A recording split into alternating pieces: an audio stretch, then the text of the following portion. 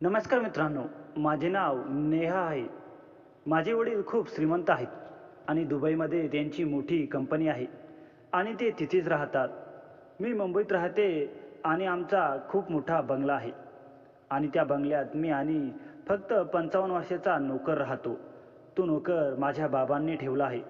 त्या नोकरावर माझे बाबा खूप विश्वास ठेवतात, म्हणून त्यांनी माझी देखभाल करण्यासाठी त्याला इथे ठेवले आहे. माझा 55 वर्षाचा नोकर किचनमध्ये माझ्यासाठी जेवण तयार करत होता. तो खूप इमानदार माणूस होता. पूर्ण निष्ठेने त्याचं काम करायचा आणि काम पूर्ण होताच त्याच्या क्वार्टरमध्ये निघून जायचा. परंतु माहीत नाही का, माझं मन त्या नोकराकडे आकर्षित होत होतं. मी 18 वर्षाची होते आणि मी दिसायलाही खूप सुंदर होते आणि या घरामध्ये त्या नोकरासोबत एकटीच राहत होते. माझे कपडे अगदीच मॉडर्न स्टाईलमध्ये असायचे. जर त्या नोकराच्या जागी दुसरा कोणी पुरुष असला तर तो कधीच माझ्या प्रेमात पडला असता. परंतु माझा हा नोकर माझ्याकडे नजर वर करून देखील बघत नव्हता आणि हीच गोष्ट माझ्या मनाला अगदी अधीर करत होती.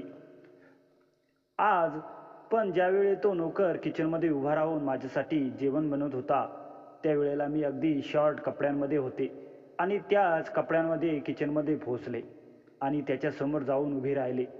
मी त्या नोकराला माझ्याकडे आकर्षित करायचा खूप प्रयत्न करायचे, पण तो तर नेहमीप्रमाणेच मला दुर्लक्ष करायचा. खरं तर एवढ्या मोठ्या बंगल्यामध्ये त्याच्या आणि माझ्याशिवाय दुसरं कोणीच राहत नसायचं. मी लहान असतानाच माझी आई देवाघरी गेली होती आणि माझे बाबा बिझनेससाठी नेहमी बाहेर देशात राहायचे. त्यामुळे माझ्या वडिलांनी माझ्या देखरेखीसाठी एका 55 वर्षाच्या नोकराला घरात ठेवले होते, कारण माझ्या बाबांचा त्या नोकरावर पूर्ण विश्वास होता. मी पूर्ण दिवस त्या पुरुषाबरोबर घरामध्ये एकटीच राहायचे. तो नोकर सतत माझ्या आसपास राहायचा. कदाचित त्यामुळेच मी नकळत त्याच्याकडे खेचले जात होते. पण माहीत नाही का, माझ्यासारख्या एवढ्या सुंदर आणि कमी वयाच्या मुलीला बघून सुद्धा त्याची कधी नियत डगमगली नाही. मी त्याला माझ्याकडे आकर्षित करायचा कितीतरी वेळा प्रयत्न केला, परंतु प्रत्येक वेळेला मला अपयशाला सामोरं जावं लागलं. आज पुन्हा एकदा मी जाणूनबुजून शॉर्ट कपडे घालून त्याच्यासमोर गेले आणि त्याला म्हणाले, मला खूप भूक लागली आहे, मला पटकन जेवण बनवून दे. यावर त्याने एक कटाक्ष माझ्यावर टाकला आणि मग त्याची नजर खाली गेली आणि म्हणाला, मी तुमच्यासाठी जेवण बनवत होतो. मला तर त्याच्या या साधेपणावर आणि सभ्यपणावर खूप राग यायचा.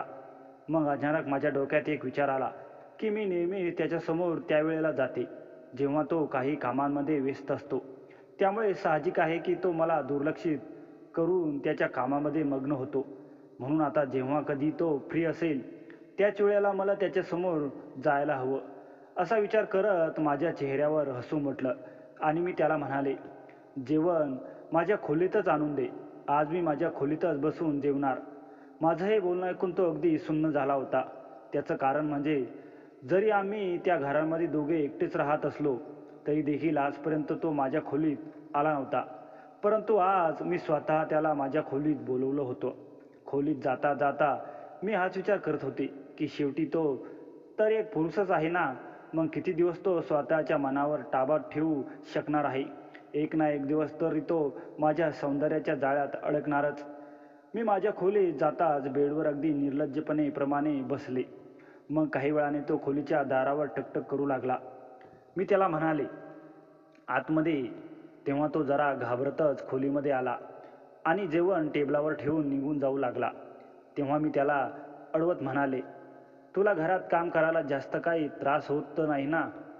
जर तुझ्या एकट्यावर कामाचा लोड जास्त पडत असेल तर मी अजून काही नोकरांचा बंदोबस्त करू शकते. मी जाणूनबुजून त्याच्याशी थोडं बोलायचा प्रयत्न करत होते, जेणेकरून त्याने एकदा तरी मला नजर भरून बघावं. परंतु तो मान खाली घालून माझ्यासमोर उभा राहिला आणि बोलू लागला, नाही मॅडम, या घरामध्ये अजून नोकर ठेवायची काही गरज नाही, कारण असेही या घरात जास्त कोणी माणसे नाहीत. त्यामुळे मला इतकं काही काम नसतं. आणि महत्त्वाचं म्हणजे तुमच्या वडिलांनी जाण्यापूर्वी या गोष्टीसाठी सक्तीने मनाई केली होती. त्याच्या त्या बोलण्यावर मी आश्चर्याने त्याच्याकडे बघत त्याला विचारले, मला बाबांची एक गोष्ट अजूनपर्यंत समजली नाही. तू प्लीज माझ्या एका प्रश्नाचे उत्तर देऊ शकतोस का? असे विचारल्यावर त्याने माझ्याकडे प्रश्नार्थक नजरेने बघितले. मी म्हणाले, माझ्या वडिलांचा माझ्यावर खूप जीव आहे. त्यांना सतत माझ्या काळजी सतावत असते. मग तरीही माझे वडील माझ्यासारख्या तरुण आणि कमी वयाच्या मुलीला एकटीलाच्या घरामध्ये तुझ्या विश्वासावर सोडून गेले आहेत.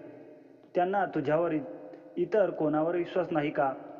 मग आता तूच मला सांग की तुझ्यामध्ये असं काय आहे की माझे वडील तुझ्यावर इतका विश्वास करतात की त्यांनी त्यांच्या एकुलत्या एक मुलीची जबाबदारी तुझ्यावर सोपवली आहे. तुझ्यामध्ये अशी कोणती गोष्ट आहे की ज्यामुळे त्यांनी तुझ्यावर विश्वास ठेवला आहे? माझ्या या प्रश्नावर तो काही वेळ शांत राहिला आणि मग घाबरत म्हणाला, आता हे सर्व तर तुमचे वडील तुम्हाला सांगू शकतात. माझं काम तुमची देखभाल करणे आणि घराची काळजी घेणे याचं आहे आणि ते काम मी अगदी व्यवस्थित करतोय. जर तुम्हाला माझ्या बाबतीत काही तक्रार असेल तर ते तुम्ही सांगा मला. हे सगळं बोलून तो जाण्यासाठी मागे वळला तेव्हा मी अचानक म्हणाले, तुझ्या बाबतीत माझ्या खूप तक्रारी आहेत. माझ्या त्या बोलण्यावर तो थोडा टेन्शनमध्ये आला. त्याला वाटलं की मी त्याच्या कामामुळे खुश नाही. तो जरा टेन्शनमध्ये येऊन बोलू लागला, तुम्हाला कोणत्याच गोष्टीची उणीव जाणवली नाही यासाठी तर मी पूर्ण प्रयत्न करतो. मग तुम्हाला काय तक्रार आहे? तेव्हा मी त्याला म्हणाले, मला रात्री या घरामध्ये एकटीला खूप भीती वाटते. म्हणून माझी इच्छा आहे की मी माझ्यासोबत एखाद्या मोलकरणीला ठेवावं. तू तर काम करून क्वार्टरमध्ये निघून जातोस. मी एकटी आता या घराच्या आतमध्ये राहू शकत नाही. माझ्या त्या बोलण्यावर तो जरा विचारात पडला. मी जाणून बुजून त्याला काही वेळ माझ्या खोलीत रोखून ठेवलं होतं, कारण मला विश्वास होता की तो जास्त वेळ माझ्या सौंदर्यापासून नजर सोडू शकत नाही. मी तर एकटक त्याच्या चेहऱ्याकडे बघत होते, पण लक्षात आलं माझी नजर त्याच्या चेहऱ्यावरून खाली गेली तेव्हा मला जोरदार झटका बसला. मी अगदी थक्क होऊन त्याच्याकडे पाहू लागले. माझी नजर ती नजर पाहून त्याला अजूनही लाजरल्यासारखं झालं आणि तो विषय बदलवत बोलू लागला, तुम्ही याविषयी तुमच्या वडिलांसोबत बोलावं. असं बोलून तो अगदी वेगाने खोलीतून निघून गेला. तर मी मात्र माझ्या जागेवर स्तब्ध बसून राहिले, कारण तो जसा दिसत होता तसा तो अजिबात नव्हता. मला तर खूप मोठा झटका बसला होता. माझ्या डोक्यातून ते दृश्य जातच नव्हतं, म्हणून मी लपून छपून त्याच्यावर नजर ठेवायला सुरुवात केली. रविवारची सकाळ होती. कॉलेजला सुट्टी असल्याने मी आळशीपणाने उशिरा उठले. सकाळचा नाश्ता, दिवाणावर बसून चहाचा घोट आणि मग कंटाळवाण्या वाटत असलेल्या वेळाला काहीतरी वेगळं करावंसं वाटलं. बाहेर वरांड्यात पसरलेलं किरिमजी ऊन आणि हिरवाईने भरलेली बाग पाहून माझा कंटाळा झाला. मी एका आरामदायी खुर्चीवर बसून बागेकडे बघू लागले. तिथेच आमचे नोकर विनूकाका, मी त्यांना प्रेमाने विनूकाका म्हणायचे, झाडांना पाणी देण्यासाठी नळी लावत होते. ते एकटेच कष्ट करत होते. त्यांचा दररोजचा कणखर चेहरा, घामाने निरखलेली कातडी आणि सकाळपासूनच्या कामाचा थकवा सगळं त्यांच्या हालचालीवरून जाणवत होतं. पण मला त्यांच्याकडे बघून एक वेगळीच शांतता मिळत असे. दुपार उलटली होती. ऊन अक्षरशः आग ओकत होतं. उकडलेल्या जमिनीवरून धूर उठत होता. त्या तप्त वेळी अचानक माझ्या डोक्यात एक वेडा विचार आला. एकदा या नळीच्या थंडगार पाण्यात भिजून बघावं. असं असेल तो आनंद, ती शीतलता आणि त्यातून येणारं ताजंपण. मला हसू आलं, पण त्या हसण्यामागे एक उत्सुकता होती. मी उठले आणि विनूकाकांच्या जवळ गेले. त्यांनी नुकतीच नळी हातात घेतली होती आणि फवारणीला सुरुवात केली होती. मी हात पुढे करत म्हटलं, विनूकाका, ही नळी मला द्या ना. ते आश्चर्याने माझ्याकडे बघू लागले. मॅडम, तुम्ही ओल्या झालात तर तुम्हाला सर्दी ताप होईल आणि तुमची नाजूक त्वचा, हा उन्हाळा कडक आहे. त्यांचा आवाज प्रेमळ कणखर होता, पण मी ते ऐकायला तयारच नव्हते. एक अनोखी हट्टीपण माझ्या मनात आला. मी त्यांच्या हातून जोराने नळी खेचून घेतली आणि म्हटलं, काही होत नाही, मला हवंय हे करून बघायचंय. त्यांचा चेहरा चिंताग्रस्त झाला, पण ते मागे सरले. मी नळी फवारणी झाडांकडे केली आणि मग एक क्षण काय झालं मला स्वतःलाच नव्हतं कळालं. मी ती नळी त्यांच्यावर वळवली. पाण्याचा फवारा त्यांच्या संपूर्ण अंगावर पडला. ते पूर्णपणे भिजले. त्यांचे साधे कपडे त्यांच्या अंगाला चिटकून गेले. त्या अंगाला चिटकलेल्या कपड्यांमधून त्यांच्या 55 वर्षाच्या शरीराची स्पष्ट रेषा दिसू लागली. पण अचंबा म्हणजे त्यांचे शरीर एखाद्या 25-30 वर्षाच्या तरुणासारखं तंदुरुस्त आणि उबदार होतं. त्यांचे हात, पोटाचे स्नायू, खांदे सगळं प्रचंड कसरतीचं चित्र रेखाटत होतं. किती वर्षे त्यांनी अथक मेहनत केली असेल याची कल्पना येत होती. मी नळी सोडली नाही. मी त्यांच्यावर पाणी उडवत राहिले आणि हळूहळू माझ्याही अंगावर पाणी उडत गेलं. माझा हलका फिरोचा रंगाचा टी शर्ट पूर्णतः ओला झाला. तो माझ्या बारीक कमरेशी, हातांशी आणि छातीशी चिटकला. माझे लांब काळे आणि लसलसे केस पाण्याने निथळत होते. त्यातून पाण्याचे थेंब माझ्या चेहऱ्यावर, मानेवर खाली सरकत होते.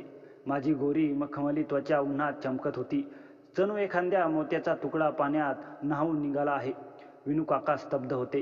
त्यांचे डोळे माझ्याकडेच होते, पण ते जिथे बघत होते तिथे कुतूहल होतं, निर्विकारता होती आणि एक अनामिक भीतीही होती. मॅडम तुम्ही, ते काहीतरी म्हणणार तोच मी त्यांच्या अंगावर पुन्हा पाण्याची फवारी उडवली. आता ते माझ्या जवळ आले. त्यांनी नळी परत घेण्याचा हट्ट धरला. दोघांचे हात नळीवर आपसात भिडत होते. त्या स्पर्शाने माझं संपूर्ण शरीर थरारून गेलं. त्यांच्या त्या उग्र, कणखर पण मातृत्वासारख्या उबदार हातांचा स्पर्श मला विजेसारखा जाणवला. जणू प्रत्येक स्पर्शाने माझ्यात एक वेगळीच ऊर्जा निर्माण होत होती. माझा श्वास जरा वेगवान झाला. तो स्पर्श अतिशय मऊ पण हळवा. माझ्या मनाने त्या स्पर्शात काहीतरी शोधायला सुरुवात केली. त्यांनी मला बळजबरीने नळी सोडवायला लावली. एका जोराच्या झटक्यात नळी त्यांच्या हातात आली, पण त्याआधी मी त्यांच्या हाताचा तो ओला, थरथरणारा स्पर्श माझ्या मनात कायमचा साठवून ठेवला होता.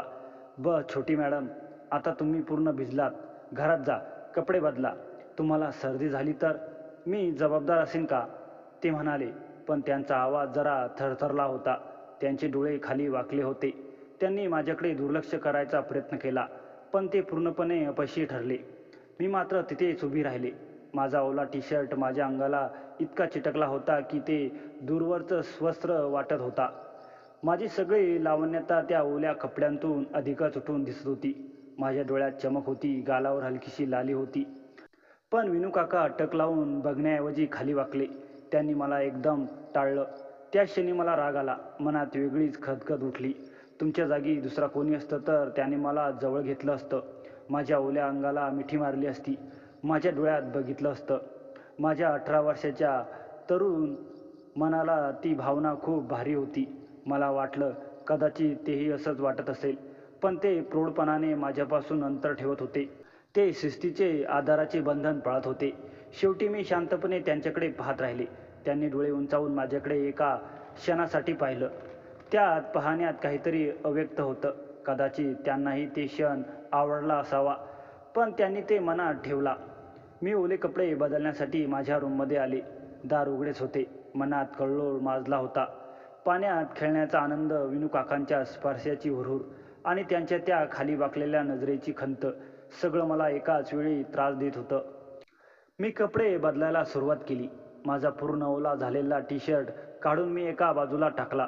माझे गोरे तरुण नाजूक शरीर आता हलक्या ब्रा आणि त्या ओल्या डेनिम शर्टमध्ये खुले दिसत होते. माझे लांब काळे चमकणारे केस अजूनही पाण्याने निथळत होते. पाण्याचे थेंब माझ्या मानेवरून, खांद्यावरून, पाठीवरून, कमरेवरून रिंगळत खाली जात होते. उन्हाचा किरण खिडकीतून पडलेल्या माझ्या त्वचेवर सोनेरी चमक होती. त्या मोहक्षणी माझ्या मनात एक वेगळीच डाव सुचला. का नाही विनू काकांना या खोलीत बोलायचं? त्यांची नजर माझ्यावर रोखायची. त्यांना जाणीव करून द्यायची की मी आता लहान नाही. मी मोठ्याने ओरडले, अरेच्चा, वाचवा वाचवा, कोणीतरी या. तो आवाज ऐकताच विनू काकांच्या पायांची जमीन सरकली. घाईघाईने धाबा टाकत त्यांची चप्पल घरात सर करत होती. ते धावतच माझ्या रूममध्ये दाराशी आले. दार उघडेच होतं. त्यांनी पाहिलं मी खोलीच्या मध्यभागी उभे होते. माझा टी शर्ट घातलेला नव्हता, फक्त हलक्या अंडरगार्मेंट आणि ओली जीन्स. केस विखुरलेले, अंगाची ओलसर चमक आणि माझ्या डोळ्यात एक अजब खोल नदी होती. त्या दृश्याने विनू काका जणू दगडच बनले. त्यांचे डोळे विस्फारले. त्यांची नजर माझ्या चेहऱ्यावरून, हातावरून, खांद्यावरून कमरेपर्यंत जाऊन पुन्हा माझ्या डोळ्यात स्थिरावली. ते बोलू शकत नव्हते. त्यांचा श्वास जड झाला होता. माझ्या कानी त्यांच्या हृदयाची धडधड ऐकू येत होती. मी वेगाने आसमान व्हायला लागली. मॅडम, काय झालं? तुम्ही ओरलात का? त्यांचा आवाज थरथरला होता. त्यांची नजर हटवायची पण हटत नव्हती. मी कपाटाने गोंधळलेले दिसण्याचा प्रयत्न केला. विनू काका, मला भीती वाटते. इथे एक झुरळ होतं. कपड्यांच्या ढिगात लपलं होतं. मी बोट दाखवत त्यांना जवळ बोलावलं. ते हळूहळू पुढे आले, पण त्यांची नजर माझ्याकडेच होती. मी माझा ओला झालेला टी शर्ट दाखवत म्हटलं, तिकडे पहा ना, कदाचित तिकडे असेल. त्यांनी समोर पाहिलं, पण माझ्या अंगाची ओली ललाकी त्यांच्या डोळ्यातून जात होती. ते हेतुपुरस्कार खाली वाकून तो शर्ट उचलला. त्यामुळे माझी कंबर आणखी जवळकपणे त्यांच्या समोर आली. त्यांचे ओठ कोरडे झाले. त्यांचा खोकला आवरायला प्रयत्न केला, पण आवाज बाहेर येईना. मॅडम, कृपया तुम्ही आधी कपडे घाला, ते म्हणाले आणि मग वळायला लागले. त्या क्षणी मी वेगाने पुढे सरकले आणि त्यांचा हात धरला. त्या स्पर्शाने माझ्या अंगात विजेचा कडाडा. त्यांचा हात कणखर, उग्र पण थरथरणारा होता. मी तो हात आटपून नाही तर प्रेमाने, आज्ञेने माझ्याकडे खेचला. विनू काका, थांबा, जाऊ नका, माझ्या आवाजात विनवणी करत होता. मी त्यांच्या जवळ आले. आता त्यांचा श्वासाची ऊब माझ्या चेहऱ्यावर जाणवत होती. त्यांचा घाम, कष्टाचा, उकारड्याचा, पुरुषी तो सुगंध मला वेळ करत होता. त्यांचे डोळे माझ्यात रमले होते, पण ते अजूनही मागे हटण्याचा प्रयत्न करत होते. मॅडम, हे बरोबर नाही. मी तुमचा नोकर आहे. तुम्ही लहान आहात. तुमचे वडील मला सांगून गेलेत तुमची काळजी घेण्यासाठी. पण मी त्यांची ऐकली नाही. मी माझा हात त्यांच्या गालावर ठेवला. तो गाल घामाने ओला, खरखरीत, पण मला तो मखमलीसारखा वाटला. मी माझे ओठ त्यांच्या गालावर गोल गोल फिरू लागले. त्यांच्या केसांमध्ये हात घालू लागले. ते केस कोरडे, खरखरीत पण मऊ. मी त्यांच्या डोळ्यात पाहत होते. ते डोळे संकोचत होते, भीती होते, पण आकर्षणाने भरले होते. मी त्यांच्या जवळ आणखी सरकले. आता माझे शरीर त्यांच्या अंगाला टेकत होते. मी माझी बोटं त्यांच्या मानेकडे, कांठाकडे, कॉलर बोनकडे घेऊन गेले. त्या प्रत्येक स्पर्शावर त्यांचे शरीर धडधडत होतं. त्यांचा श्वास खोल, जड, अनियंत्रित होत होता. मग मी माझे ओले गरम ओठ त्यांच्या कानाशी नेले. कानाच्या त्या नाजूक भागात माझा श्वास सोडला. तो गरम आणि ओलावा त्यांच्या अंगात उरला होता. त्या क्षणी त्यांच्यातून एक सळसळ गेली. त्यांचे शरीर थरकापले. त्यांचा हात जो मागे हटण्यासाठी उठला होता तो अर्धवट थांबला. मॅडम, प्लीज, मी विनू काका आहे तुमचा, त्यांचा आवाज फुटत होता. पण मी माझे ओठ त्यांच्या गालावरून सरकवत हळूहळू त्यांच्या ओठांकडे नेले. मी अक्षरशः त्यांच्या ओठांवर माझे ओठ ठेवणार तेवढ्यात त्यांनी जोराने मला दूर ढकलले. त्यांचे डोळे लाल झाले होते. ते धापत होते. घामाचे थेंब त्यांच्या कपाळावरून, नाकावरून खाली पडत होते. बस मॅडम, आता बस, ते म्हणाले. त्यांचा स्वर कठोर होता, पण त्या कठोरपणामागे एक असह्य वेदना होती. तुम्ही माझ्यापेक्षा वयाने खूप लहान आहात. मी तुमचा रक्षक आहे, तुमची सावली आहे. तुमच्या वडिलांनी माझ्यावर विश्वास ठेवला. त्यांचा विश्वास मी कधीच दगाडू शकत नाही. आणि तुम्ही माझ्यासाठी त्या लाडक्या छोटी मॅडम आहात. तुमचं हे वागणं मला गोंधळात टाकतंय, पण मी तुमची फसवणूक करू शकत नाही. एक क्षण मी स्तब्ध उभी होते. माझ्या डोळ्यात अश्रू येऊ लागले होते. माझी सगळी योजना, माझे वर्षभराची हुरहुर, सगळं पाण्यात विरघळल्यासारखं वाटलं. पण विनू काका, मला तुमची आवड आहे. तुम्ही वेगळे आहात. मला कुणीही आवडत नाही, तुम्हीच, मी ओसरल्या आवाजात म्हटलं. ते माझ्याकडे बघत होते. त्यांच्या डोळ्यात माया होती, वात्सल्य होतं, पण तसंच अश्रूही होते.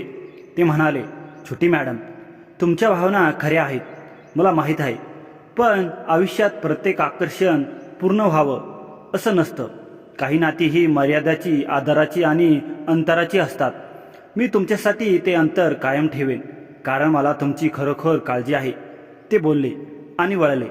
त्यांच्या पाठीचा कणा सरळ होता, पण त्या सरळतेत एक हुरहुर होती. ते बाहेर पडले. मी तिथेच उभी राहिले. माझे डोळे पाणावले. आतून एक वीण कचरट भावना उठली. प्रेम, आकर्षण, नकार आणि आत्मसन्मान सगळं गोंधळलं होतं. मला राग येत होता, पण त्याचवेळी त्यांच्या प्रामाणिकपणा, त्यांची मर्यादा, त्यांचं प्रेमळ, वडिलोत्पादक व्यक्तिमत्व याची जाणीव होत होती. तुम्ही जास्त प्रामाणिक आहात विनू काका, तुम्ही जास्त चांगले आहात. मी स्वतःशीच कुजबुजले आणि त्या खोलीत माझे ओले केस, ओले कपडे आणि माझी गोंधळलेली मन सगळं शांत झालं. बाहेर पक्षी किलबिलत होते. उन्हाची किरणं खिडकीतून येऊन जमिनीवर डबडबलेले पाणी चमकवत होती. पण आत मात्र एक रिकामेपणा, एक मूकविरह, एक अस्वीकाराची उत्कंठता उरली होती. दुसऱ्या दिवशी मी पुन्हा त्यांना पाहण्यासाठी खोलीत बोलावण्याचा प्रयत्न केला. तेव्हा त्याने ती गोष्ट टाळली आणि बोलू लागला, मला बाजारातून महत्त्वाचं सामान आणायला जायचं आहे, त्यामुळे तुम्ही जेवण इथेच बसून करा. मी त्याच्या त्या उत्तराने चकित झाले होते, परंतु माहीत नाही का, मी त्याच्यावर जास्त हुकूमही गाजू शकत नव्हते. एके रात्री अचानक मला जाग आली. तेव्हा त्या विनू काकाचा विचार माझ्या मनात येताच मी उठले आणि खोलीतून बाहेर आले. मला माहीत होतं की तो नोकर क्वार्टरमध्ये एकटाच राहतो. मला त्याचं रहस्य जाणून घ्यायचं होतं, म्हणून मी त्याच्या क्वार्टरमध्ये जायला निघाले. तेव्हाच मी पाहिलं की तो त्याच्या खोलीतून बाहेर निघून गुपचूप दरवाजा बंद करत होता. खूप रात्र झाली होती. मग त्यावेळेला तर त्याला त्याच्या खोलीत आराम करायला पाहिजे होता, परंतु तो त्याच्या खोलीतून निघून माहीत नाही कुठे जात होता. मी लपून त्याला पाहू लागले. तेव्हा तो वेगाने पावलं उचलत घराच्या आत आला. मग हे पाहून मला धक्काच बसला की तो तर दबक्या पावलाने माझ्याच खोलीत जात होता. मग त्याने हळूच माझ्या खोलीचा दरवाजा उघडला आणि खोलीत गेला. माझं तर संपूर्ण शरीर भीतीने थरथरत होतं, कारण आता त्याला नक्कीच समजलं असेल की मी खोलीत नाही. म्हणून मी खूप घाबरले होते. तसेच पटकन मी किचनकडे गेले आणि लाईट चालू करून पाण्याचा जग भरून लागले. माझ्या अंदाजाप्रमाणे थोड्या वेळानंतर मला शोधत तो किचनमध्ये पोहोचला आणि मग मला पाहून त्याने सुटकेचा निश्वास सोडला आणि बोलू लागला, तुम्ही इथे काय करताय? तुम्ही मला खोलीत दिसला नाही, त्यामुळे मला खूप टेन्शन आलं होतं. मी गोंधळलेल्या नजरेने त्याच्याकडे बघत त्याला विचारलं, इतक्या रात्री तू मला पाहण्यासाठी माझ्या खोलीत का गेला होतास? माझ्या त्या प्रश्नावर तो जरा घाबरलाच, कारण आज अचानक त्याला त्याच्या चुकीची जाणीव झाली की तो माझ्यासमोर हे काय बोलला. तो घाबरूनच विषय बदलून बोलू लागला, मी तर फक्त तुम्ही ठीक आहात की नाही ते बघण्यासाठी आलो होतो. कारण कालच तुम्ही म्हणाला होतात ना की तुम्हाला एकटीला खूप भीती वाटते, म्हणून मला तुमची काळजी वाटत होती. त्यासाठीच मी तुम्हाला बघायला आलो होतो, बाकी काही नाही. त्याचे गोंधळलेले हावभाव बघून मला समजलं होतं की तो नक्कीच काहीतरी लपवण्याचा प्रयत्न करत आहे. म्हणून मला आता त्या नोकरावर संशय येऊ लागला होता. तो शांतपणे त्याच्या क्वार्टरमध्ये जाऊ लागला. मी देखील माझ्या खोलीत आले आणि दरवाजा बंद करून कितीतरी वेळ त्याच्याबद्दल विचार करत राहिले. त्याच्या आधी तर तो दिवसा देखील माझ्या खोलीत कधी आला नव्हता. मी माझ्या खोलीची साफसफाई देखील स्वतःच करायचे. मग इतका संयमाने वागणारा माणूस रात्रीच्या वेळेस माझ्या खोलीत काय करायला आला होता? कितीतरी दिवसांपासून मी स्वतःला त्याच्याकडे आकर्षित करायचा प्रयत्न करत होते, परंतु यावेळेला मात्र मी थोडे टेन्शनमध्ये आले होते. दुसऱ्या दिवशी सकाळी मी त्याच्या प्रत्येक हालचालीवर लक्ष ठेवून होते, कारण मला आता त्या नोकरावर एक वेगळा संशय वाटत होता.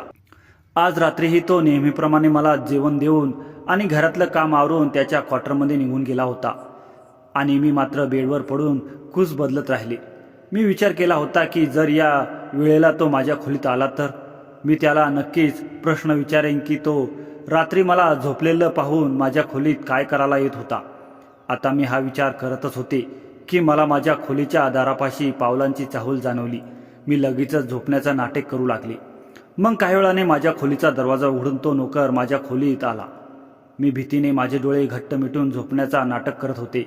खरं तर हे होतं की मला त्या नोकरामध्ये एक ओढ जाणवत होती, त्यामुळे त्याचं माझ्याकडे लक्ष जावं यासाठी मी प्रयत्न करत होते.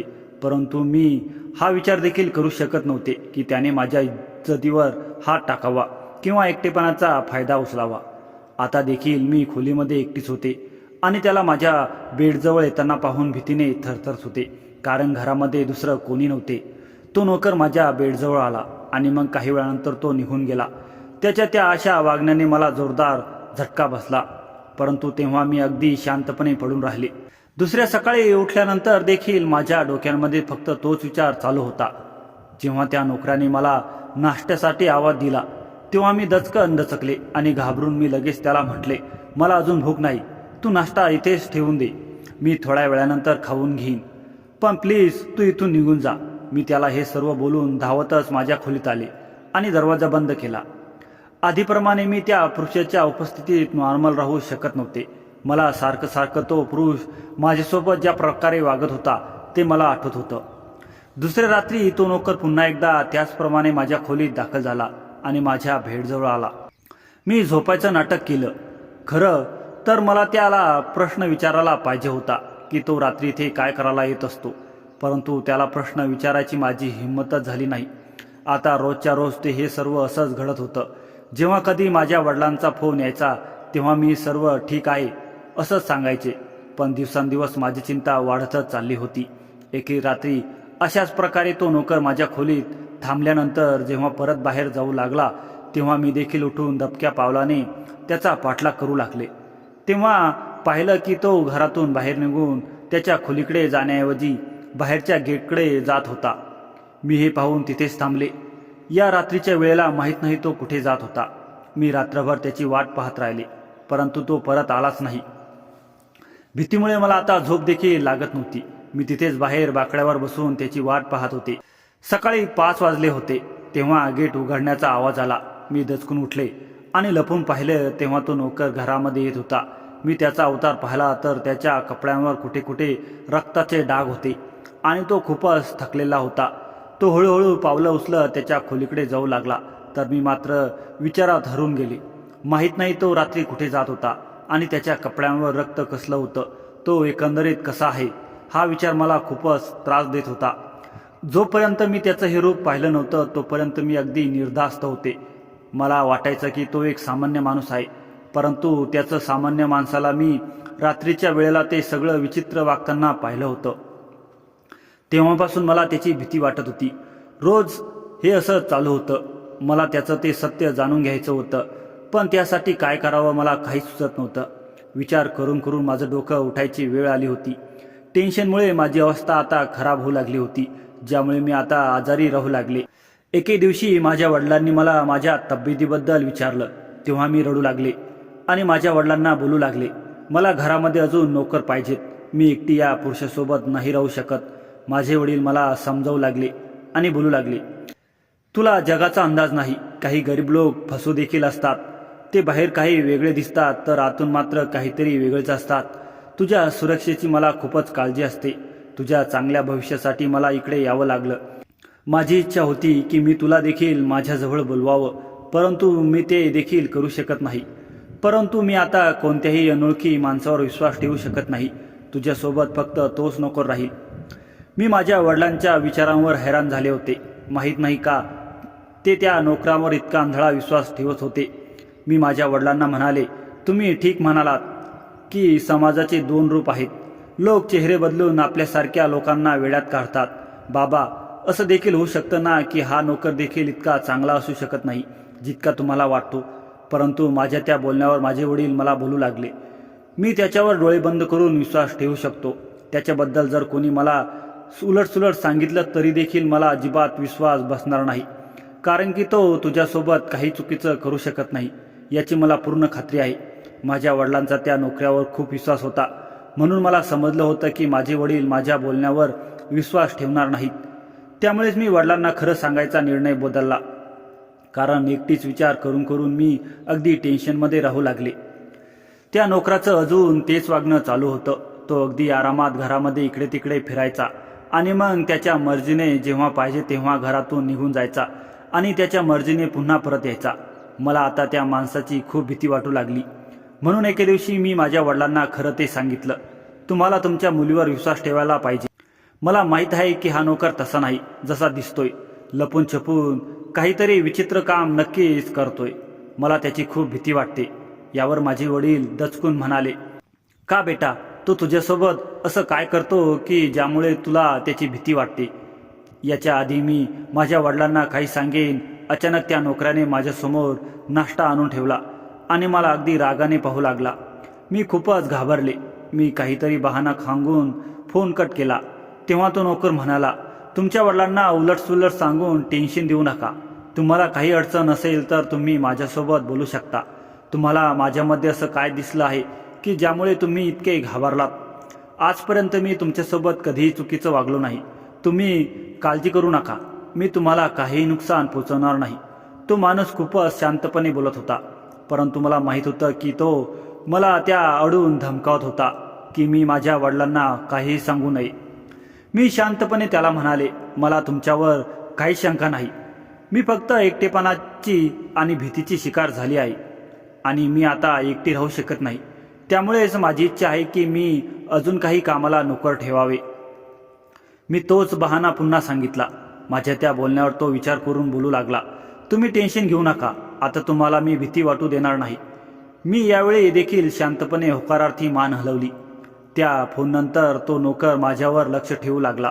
आधी तो त्याचं काम पूर्ण होताच माझ्या खोलीमध्ये निघून जायचा, परंतु आता मला जाणवलं होतं की तो पूर्ण दिवस घरातच राहतो आणि माझ्या आसपास फिरत असतो. रात्री देखील माझ्या झोपण्यापूर्वी तो सारखं खोलीच्या बाहेर यायचा आणि खोलीमध्ये डोकावून पाहायचा. मला त्या माणसाची अजूनच भीती वाटू लागली होती. परंतु मी माझ्या वडिलांना काही सांगण्याची हिंमत करू शकले नाही. मला असं वाटू लागलं जणू काय त्या नोकराने मला पूर्णपणे त्याच्या ताब्यात घेतलं आहे. परंतु त्या दिवसामध्ये माझ्या वडिलांनी मला एक आनंदाची बातमी सांगितली की ते पुन्हा भारतात येत आहेत. मी हे ऐकून खूप खुश झाले. माझी इच्छा होती की जेव्हा माझे वडील घरी येतील तेव्हा मी त्यांच्यासमोर बसून त्यांना सर्व काही हकीकत सांगेन. आणि मी हा देखील विचार केला होता की मी माझ्या वडिलांना भारतामध्येच ठेवेन. आता मी अजून एकटी राहू शकत नाही. माझी आता त्या पुरुषाकडे जाण्याची ओढ देखील संपली होती. मी त्या दिवसांमध्ये खुश राहू लागले.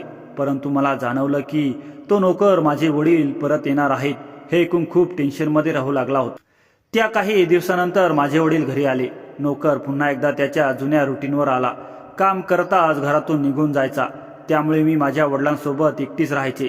माझे वडील मला पाहून टेन्शनमध्ये आले होते आणि म्हणाले, तू खूपच अशक्त झाली आहेस. तुला काय टेन्शन आहे? या घरामध्ये मी तुला प्रत्येक सुखसोयी दिल्या आहेत. आणि हा नोकर देखील मला हेच सांगायचा की त्याने तुझी खूप काळजी घेतली आहे. मला त्यांच्या बोलण्यावर विश्वास आहे. त्यांच्यावर मला काही संशय नाही. नक्कीच त्याने तुझी काळजी घेतली असेल. मग अशी काय गोष्ट आहे की ज्यामुळे तू इतकी अशक्त झाली आहेस? माझ्या वडिलांच्या त्या बोलण्यावर मी त्यांना त्यावेळी देखील अगदी हैराणीने पाहिलं आणि माझ्या वडिलांना म्हणाले, माझ्या टेन्शनचं कारण हाच नोकर आहे. मी त्याच्यासोबत खुश राहू शकत नाही. तो मला टेन्शनमध्ये आणून रात्री घाबरवतो. माझे वडील मला अहरीने पाहू लागले आणि मला बोलू लागले, बेटा तुझा काहीतरी गैरसमज झाला असेल. माहीत नाही आहे की तो माणूस तसा नाही. यावर मी माझ्या वडिलांना म्हणाले, तो तसाच आहे. तो रोज रात्री जेव्हा मी झोपत असते तेव्हा माझ्या खोलीत येतो. माझ्या त्या बोलण्यावर माझ्या वडिलांना जोरदार झटका बसला. मी रडू लागले आणि जाणून बुजून उलटसुलट सांगू लागले. माझी इच्छा होती की मी कसंही करून माझ्या वडिलांना या नोकरापासून दूर करावं, कारण मला त्याचा खरा चेहरा समजला होता. माझ्या त्या बोलण्याने माझे वडील खूपच टेन्शनमध्ये आले. ते बोलू लागले, माफ कर मला बेटी, मी त्याच्यावर विश्वास ठेवला. मला माहीत नव्हतं की तो इतक्या खालच्या पातळीला जाऊ शकतो. माझ्या त्या बोलण्याने माझ्या वडिलांना इतकं टेन्शन आलं की त्यांची त्याच दिवशी तब्येत खराब झाली आणि त्यांना लगेच दवाखान्यात घेऊन जावं लागलं. मी माझ्या वडिलांसाठी खूप परेशान झाले होते. तेच माझे एकमेव आधार होते. जर त्यांना काही झालं असतं तर मी पण जिवंत राहू शकले नसते. मी माझ्या वडिलांसाठी रडत होते तेव्हा अचानक तो नोकर माझ्याजवळ आला आणि त्याने मला रागातच विचारलं, तुम्ही तुमच्या वडिलांना काही उलटसुलट सांगितलं आहे का की ज्यामुळे त्यांना टेन्शन येऊन त्यांची ही अशा अवस्था झाली आहे? मी त्यांच्या त्या प्रश्नावर घाबरून म्हणाले, ते माझे वडील आहेत. माझी जेव्हा इच्छा असेल तेव्हा मी त्यांच्यासोबत काहीही बोलू शकते. माझ्या या बोलण्यावर त्याला अचानक राग आला आणि तो बोलू लागला, तुला मी आधीच समजावलं होतं की जरा विचारपूर्वक बोलत जा. तुझ्या वडिलांना हार्टचा प्रॉब्लेम आहे आणि ते नेहमी आजारी असतात. हे असं टेन्शनचं बोलणं त्यांचा जीव देखील घेऊ शकतं. जर तो बाप मेला तर तू काय करशील? माहीत नाही का त्याला इतका राग आला होता. तर मी मात्र हे ऐकून घाबरले आणि माझ्या वडिलांना हार्टचा प्रॉब्लेम आहे. माझे वडील 15 दिवसानंतर ठीक होऊन घरी आले तेव्हा मी शांत राहू लागले आणि त्यांना म्हणाले, मी तुम्हाला सर्व काही खोटं सांगितलं होतं. असं काहीच घरामध्ये झालं नाही. माझी फक्त हीच इच्छा होती की तुम्ही माझ्यासोबत या घरामध्ये राहावं आणि पुन्हा परत बाहेरच्या देशात जाऊ नये. मी माझ्या वडिलांना विश्वास देण्याचा प्रयत्न केला, परंतु माझे वडील बोलू लागले, तू माझ्या आजारपणामुळे घाबरले आहेस, त्यामुळे आता तू तुझं बोलणं बदललं आहेस. मी त्या नोकराला नक्कीच प्रश्न विचारेन आणि त्याला घरातून बाहेर हाकलून लावेन, कारण या जगामध्ये तुझ्यासाठी माझा फक्त त्याच्यावरच विश्वास होता आणि त्याने माझा विश्वास मोडला आहे. मी माझ्या वडिलांच्या त्या बोलण्यामुळे टेन्शनमध्ये येऊ लागले. ते खूपच वाईट पद्धतीने टेन्शनचे शिकार झाले होते. माझे वडील नोकरासोबत बोलू इच्छित होते आणि मला भीती होती की जर माझ्या वडिलांनी त्याच्यासोबत बोलतानाचा प्रयत्न केला तर तो माझ्या वडिलांना नुकसान पोहोचवेल. मी माझ्या वडिलांना अडवण्याचा खूप प्रयत्न केला, परंतु माझ्या वडिलांनी माझं काहीच ऐकलं नाही. एके दिवशी माझ्या वडिलांनी मला शॉपिंगसाठी पाठवलं. घरातून निघाल्यानंतर मला सारखा हाच विचार येत होता की माझ्या मागे माझे वडील त्या नोकरासोबत घरी एकटेच असतील. नक्कीच ते त्याला प्रश्न विचारतील तेव्हा तो नोकर माझ्या वडिलांना नुकसान पोहोचवेल. हाच विचार करून मी टेन्शनमध्ये येऊ लागले आणि शॉपिंग करण्याऐवजी पुन्हा घरी परत आले. माझ्या अंदाजाप्रमाणे माझ्या वडिलांच्या खोलीमधून बोलण्याचा आवाज येत होता. माझे वडील रागामध्ये होते आणि त्या नोकरासोबत बोलत होते, परंतु तेव्हा माझे वडील जे काही म्हणाले त्यामुळे तर माझ्या डोक्यावर आभाळच कोसळलं. माझे वडील त्या नोकराला बोललेत होते, तुला माहीत आहे ना की ती तुझी स्वतःची मुलगी आहे, मग तू तुझ्याच मुलीसोबत हे असं कसं करू शकतोस? तू रात्री तिच्या खोलीत का जात होतास? मी तर त्यांच्या या बोलण्यावर अगदी थक्क झाले होते. मी त्या नोकराची मुलगी होते. मला आता समजलं होतं की माझे वडील त्या नोकरांवर सर्वात जास्त विश्वास का ठेवत होते. त्या नोकराने माझ्या वडिलांना जे सत्य सांगितलं यामुळे तर मला स्वतःचीच खूप लाज वाटू लागली. तो नोकर बोलू लागला, मी तिच्या खोलीमध्ये फक्त ती झोपली आहे की नाही याची शहानिशा करण्यासाठी जायचो आणि झोपली आहे का हे पाहून पुन्हा परत यायचो. तो नोकर खरं बोलत होता. तो रोज घरातून बाहेर जायचा आणि कदाचित हीच गोष्ट लपवण्यासाठी तो मी झोपलेले आहे की नाही हे पाहत होता. परंतु हैराण करणारी ही गोष्ट होती की तो घराच्या बाहेर का जात होता. तेव्हा माझ्या वडिलांच्या प्रश्नावर तो बोलू लागला, मी रात्री एका मटण सेंटरमध्ये कामाला जातो. तिथे साफसफाईचं काम करतो आणि त्या मालकाला सकाळी तयारी करून देतो. ही गोष्ट त्याने माझ्या वडिलांपासून लपून ठेवली होती. माझ्या वडिलांना खूप राग आला. ते बोलू लागले, माझ्या मुलीला एकटीला घरात सोडून तू बाहेर जायचास? तुला पैशाची इतकी हवा आहे का? यावर तो बोलू लागला, माझं कुटुंब मोठं आहे हे तुम्हाला माहीतच आहे आणि त्यामुळेच माझी एक मुलगी मी तुम्हाला दत्तक दिली होती. माझ्या तरुण मुलाच्या मृत्यूनंतर त्याच्या लहान मुलांना देखील मीच सांभाळतो. माझ्या स्वतःच्या आणखी 2 मुली देखील आहेत. त्या नोकराच्या बोलण्याने मला समजलं की मला तर माझ्या आई वडिलांनीच दत्तक घेतलं होतं, परंतु मला अजून बहीण भाऊ देखील होते. माझे वडील त्याला याच घरामध्ये काम करण्यासाठी खूप सारा पैसा द्यायचे. तरी देखील माझा सक्का बाप त्याच्या इतर मुलींसाठी दिवस रात्र काम करायचा. मला आठवलं की माझा सक्का बाप जेव्हा माझ्या खोलीत आला होता तेव्हा त्याचे पाय बघून मी घाबरले होते, कारण त्याच्या पायांची खूपच विचित्र अवस्था झाली होती. दिवस रात्र काम केल्यामुळे त्याचे पाय खराब झाले होते. तेव्हा मला स्वतःचीच लाज वाटली होती, कारण नकळत मी माझ्या स्वतःच्या सख्या बापालाच अपमानित करत होते. या सर्व गोष्टीमुळे मी माझ्या सख्या बापाच्याच नजरेला नजर मिळवण्याच्या लायकीचे राहिले नव्हते. तर मित्रांनो, मी जे केले ते चूक केले की बरोबर कमेंट करून नक्की सांगा.